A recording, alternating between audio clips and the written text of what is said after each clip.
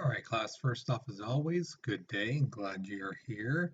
So here's the thing. Today we are going to be talking a little bit about unions, all right, and how they are, things like that. Before we get into that, though, we're going to take a little step back, a little kind of review in a sense, on some stuff that we talked about, like in the early parts of like January. Okay, just a little review. All right, just to refresh enough because it's been a while. Um, Also, um, like I said in class, right now I would suggest that if you have a laptop or a computer, that you open not only this, but make that half of your screen, the other half, go to your Google Classroom and take out the worksheet for this particular lesson.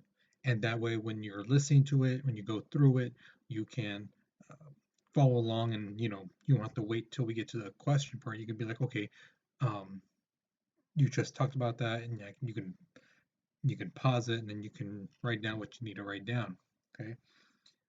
If you're unable, if you're doing it on your phone, things like that, then what I would suggest you do is, open it up. Still, have um, the worksheet thing on one of the internet little tabs, and just go between the video, this video and that, because that way you don't hear the whole video and you go, oh my god, what did he say again about that? I can't remember. Instead of writing down whatever and losing points, you know, because again, you may have forgotten. I would suggest you keep up with it, go along with it as we go on, just like we did in class. Okay. So with that being said, here is your warm-up picture. Okay. Again, um, first question, like on your paper thing, it says, what do you see? All right, now what I've done differently is on here, if you notice, I write down three things you see. So obviously in this picture, there are more than three different things. Okay, so just write down three. If you want to put more, go for it. Again, I love reading your guys' stuff. I like to see what you notice. Sometimes you guys notice things I don't, which is awesome. So there you go. Be sure also to answer the second question. Okay. Now, with that being said, we're going to be moving on to the notes. So if you're not done with the warm up, go ahead and press pause, finish that up, and then go ahead and press play to hear the rest of the notes. Okay, so we're going to be moving on in three, two, one. All right, so macroeconomics. Now, macroeconomics is the look of everything, the whole economy as a whole. Okay, you look at things like employment, the GDP, the gross domestic product, inflation, economic growth, distribution of wealth, things like that. Um, that's what macro is. You look at the whole thing. Later on, we're going to be learning about micro, which is you focus on a particular thing. Okay, so remember the keywords: macro, large, everything; micro, small, tiny. Okay. We talked about a little bit about this in late January, the civilian labor force. Again, this is anybody 16 years and older who was legitimately looking for a job. Okay, so when you hear someone say, "Oh yeah, I'm looking for a job," but they never try to find a job, they don't apply for anywhere, they don't even look online, they would not be considered the civilian labor force. But if you're legitimately trying to find a job, you're putting an application and you're going for interviews, you are part of the civilian labor force. Okay. Again, like I said on there, we've talked about this before, so I'm not going to go too much into it. Okay. Another thing we talked about is how workers have been trying to get unions together in our country since the late 1770s. Okay. Um, the main thing that they fight for is better wages, reasonable hours, and better working conditions. Okay. Now, do we have that now? Depends on how you see as um, how the wages are, how the minimum wage, things like that are. If you have a degree and you get paid this much, is that really, you know, worth it and things like that. The hours, again, 20 hours, 40 hours, things like that. And working conditions. Some people think that, oh, if I don't have the AC, I'm not gonna, how can I work? But some people are like, I'm good, as long as they're not beating me, we're good. I'll do the work.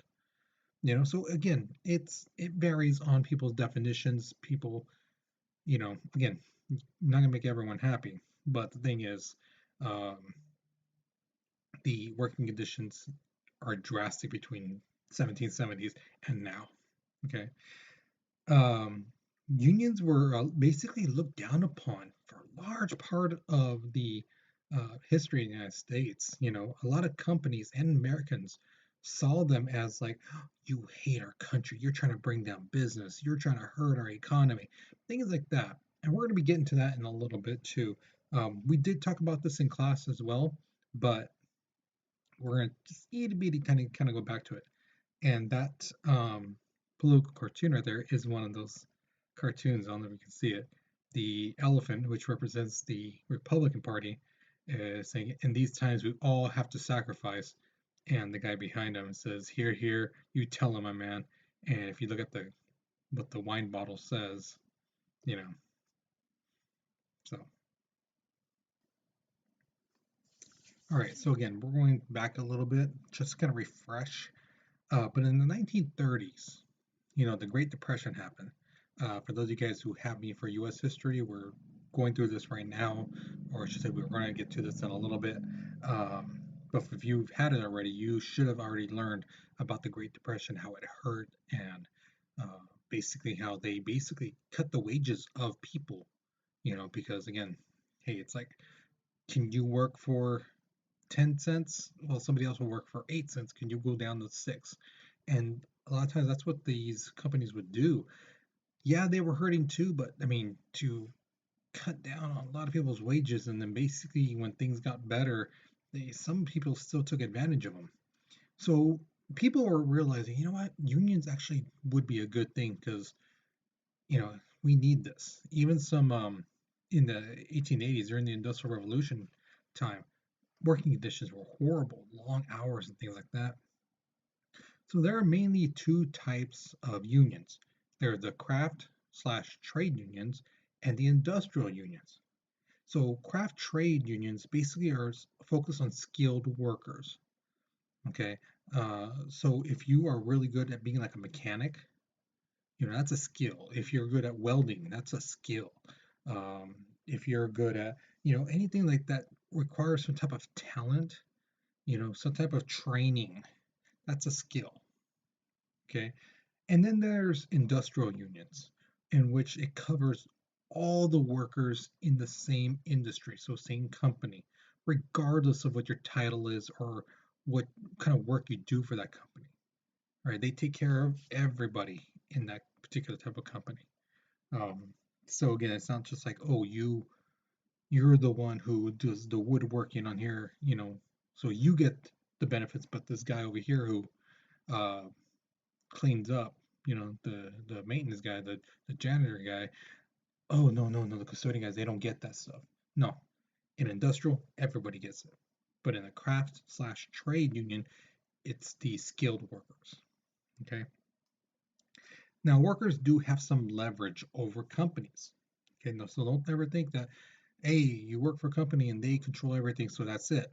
Uh, there are things that workers can do. Right, there's three particular things. One, they can go on strike. Two, they could picket. And three is boycott. So strike is basically you refuse to work. Everyone in that company or whatever particular section of the job is saying, we're done. We're not going back to work for whatever reason it may be. Picketing is basically like a strike, except what they're doing is that the workers and sometimes civilians show public awareness to try and stop people from doing business at a particular company or particular store. You'll see them out with the signs saying, they um, they make kids in Indonesia, make sweaters here or shoes and things like that. And you'll see people with the signs and they'll be going around saying stuff like that. They're trying to bring out public awareness of what is going on with that company or what the company is being alleged of doing. Okay. Boycotting, it's another form to hurt a company, but basically you're refusing to buy their product. All right. One of the most famous boycotts was the Montgomery boycott, in which Martin Luther King basically they said that the African Americans had to ride in the back of the bus, and they said no. We are the ones who really use the bus, and not as much as the white people don't really use it as much as we do because we use the bus every day. So what they called for is a boycott on the buses. So a lot of African Americans would do is they would walk, and the bus company lost a ton of money, a ton of money. And after a while, they're like, okay, so they changed the rules because of that. Boycotts work, sometimes they don't, but they are effective because they hurt the companies where they really hurt the most, which is their pockets. All right, so here is your first question. Which of the three, striking, picketing, boycotting, do you think is the most effective way to hurt a company or business, and why? Why did you pick that one? Okay, so the writing prompt is on the bottom, and like I said during the um, class lecture, on Zoom, write down the writing prompt. Okay, we're trying to teach you guys how to write properly. Okay, so a lot of you guys do it, but you don't do it, and the thing is it's right there. I'm giving it to you guys. The parts in red, that's where you are putting your opinion. All right. So again, I believe the most effective way to hurt a company slash business is by, and you're picking one, striking, picketing, or boycotting. It's right there in red. You're just putting one of those words there. Which one do you think? And then and then that red section where you're going to explain. You're going to tell me why, and then back that up with a logical explanation. Don't just put something like, I think picketing because it works. How does that work? Explain. Explain how it works. Okay? Don't just put down some of that because, again, guys, you are being graded on your efficiency, how well you're making your argument.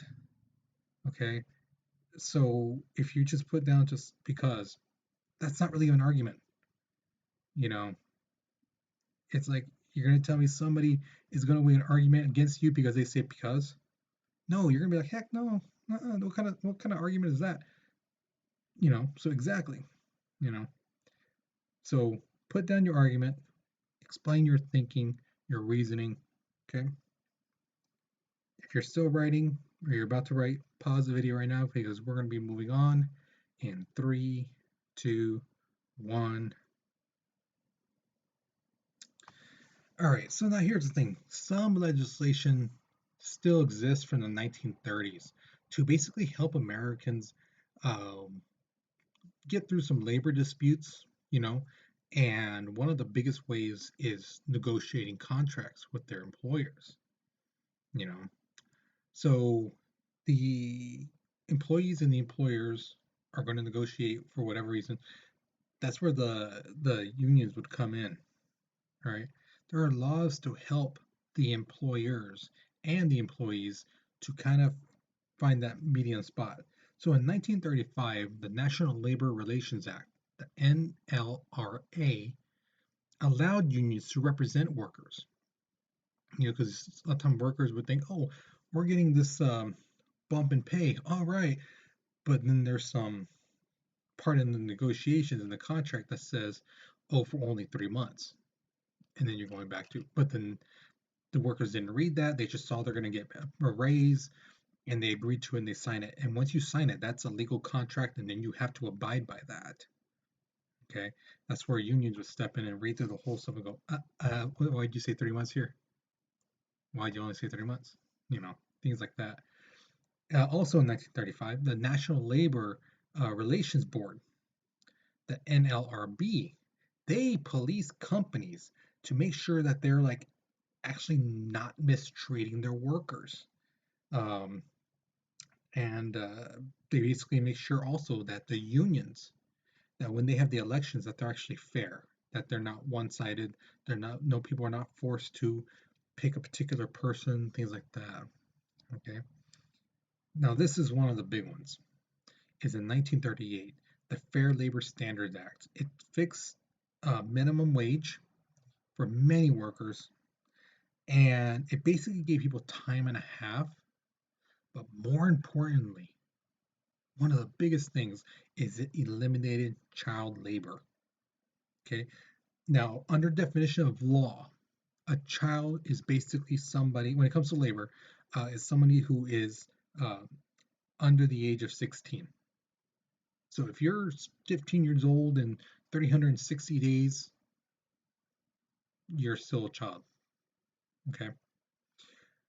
So this picture right here is this kid's working in the coal mine. Now, I don't know if you can notice right here on his hat, there's that's basically a wick. So it's like a candle. So they would put kerosene inside that cylinder and then light the top of it, and that's how they would see in the tunnels. And that all that part you see in his face, that's the dust from the coal. And as you can see, look at his nose area. It's very dark because that's what he's breathing in. Okay, so a lot of these kids, like I mentioned it before, they would get this thing called black lung, where the coal, the small pieces of it would go in their nose because they would breathe in it, and it would get lodged in their lungs. And your lungs is basically like a sponge.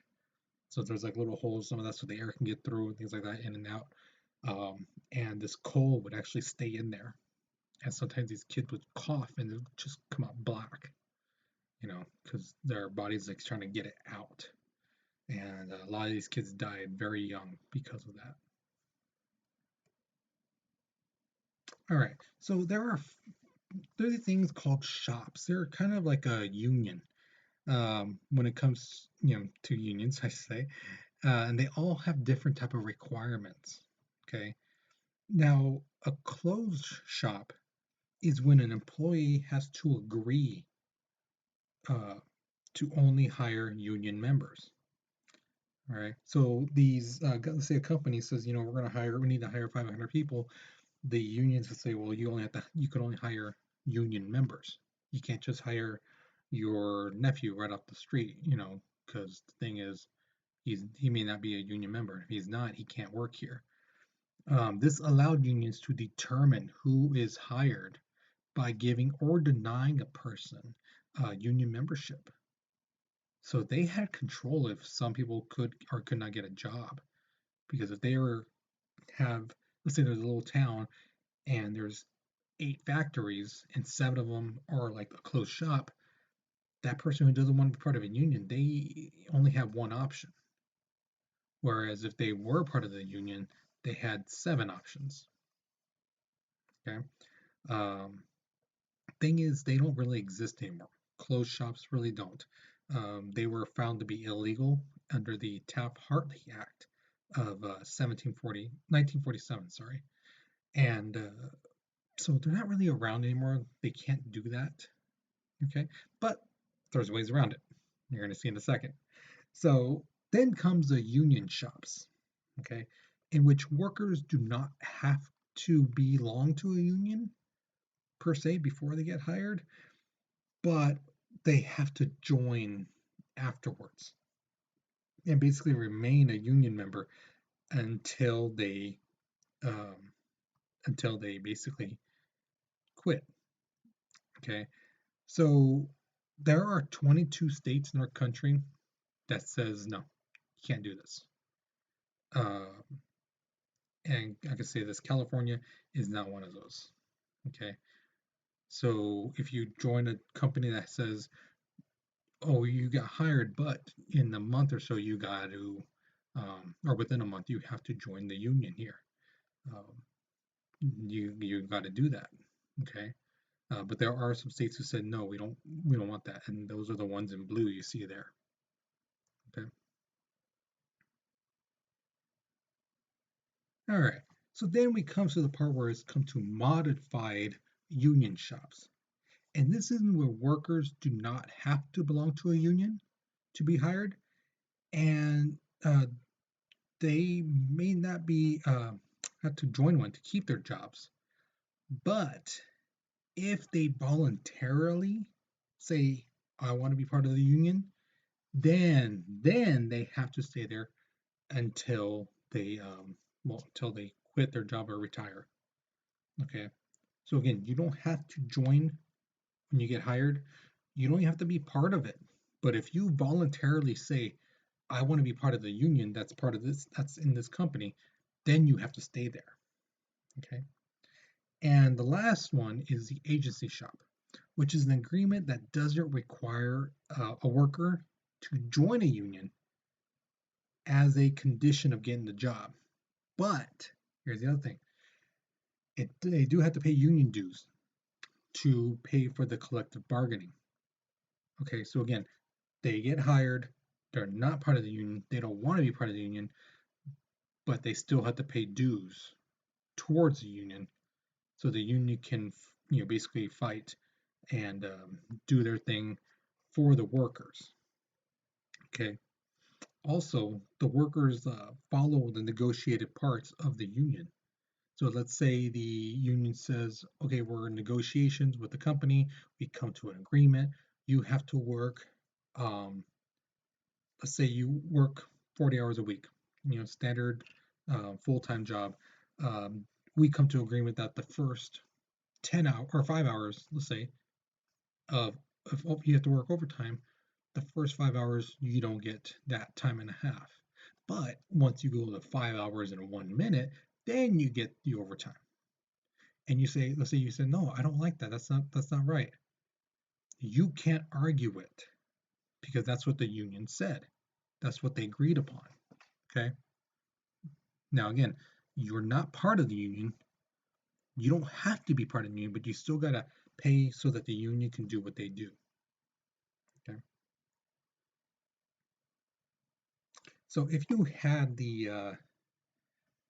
¿cómo se llama?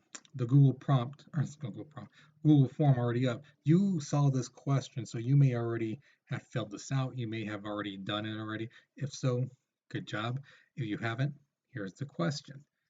Which of the four union shops would you prefer to work for and why? So if you had to pick one of those, which one seems like the best deal? Okay, would it be closed shops, excuse me, union shops, modified union shops, or agency shops? Okay. Again, there's the writing prompt on the bottom, guys. Write it out. Actually, type out. Okay. If I had to work for one of those shops, I would choose, and again, it's in red, highlighted in red. Put it on there. Okay. Which one do you think is the one that's not too bad? If you need to go back in the video, by all means, go back.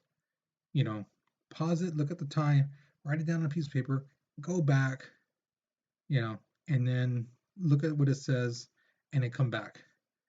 Okay. And explain to me why you chose that one you chose. Okay. So, with that being said, that's the end of this lesson. Hopefully, you learned something new. I hope you did. Um, and before I go, I just want to say, guys, I do miss you guys so much. I hope you guys are safe. I hope everything's going all right with you and your families and things like that. Okay. Um, if you guys have any questions whatsoever, email me. Okay. Um, I've been texting and calling family member your guys' families. Some people's numbers, it's getting hard to get a hold of you guys. So if you have any questions whatsoever, guys, email me. I have my email up all the time, and when I hear that ding, I check it. Okay. So, like I said, you have any questions, you know how to get to me. You guys stay safe, and again, please, please, please, please, please be safe. Take care of yourselves, and I'll see you guys later.